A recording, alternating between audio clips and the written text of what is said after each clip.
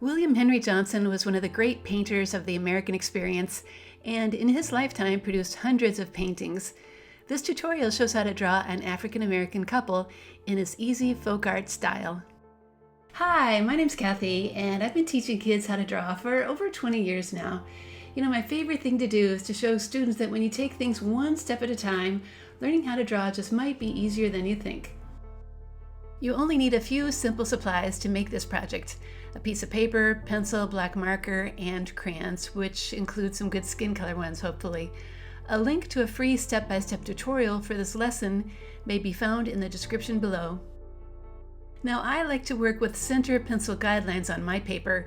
The same guides can be seen on my tutorial, and they help you see where to place your lines when you begin to draw. Let's start by drawing the woman on the left.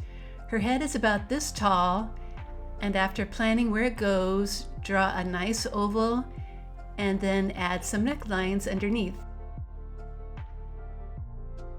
Her face is now finished with two simple eyes, one on the right and one on the left, and some lines for her eyebrows, and nose, and lips.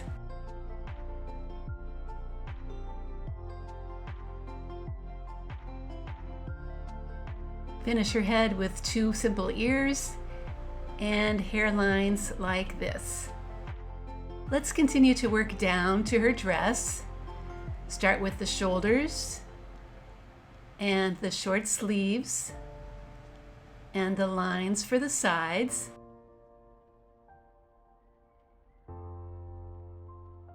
Her arms now are bent in a little bit. There's one on the right and one on the left. Then we can add hands below. You know, William H. Johnson's figures are noted for having large hands, probably because of the heavy work that most of the subjects of his paintings had.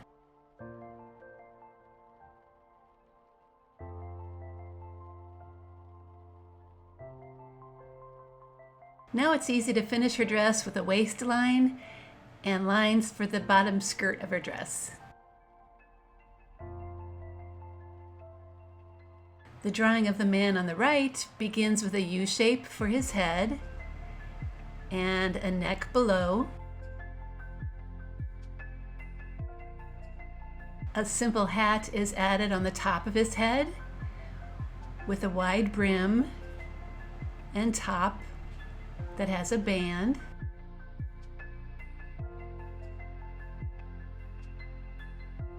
His face is much like the woman's, with two simple eyes, lines for the nose, the mouth, the eyebrows above, and ears on the side.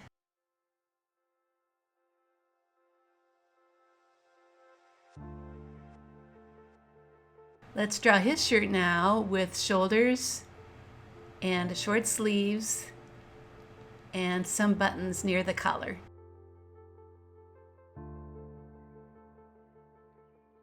His left arm is hanging down and also has a large hand at the bottom.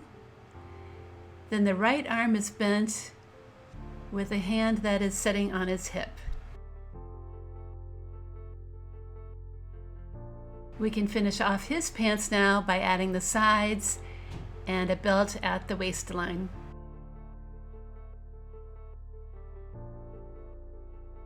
Now we can move on to the background. I'm going to begin by drawing a horizon line behind the two figures. Mr. Johnson often added some simple fence shapes in his paintings. They can just be sticks like this that overlap each other. He also liked to include simple houses like this one that is on stilts. I've also seen some wagon wheels like this one. They're pretty simple, just circles with some spokes inside.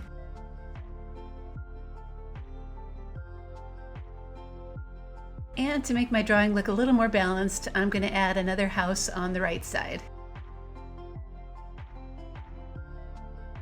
All right, now it's time to get out that black marker and trace all of these lines so we can see them really well.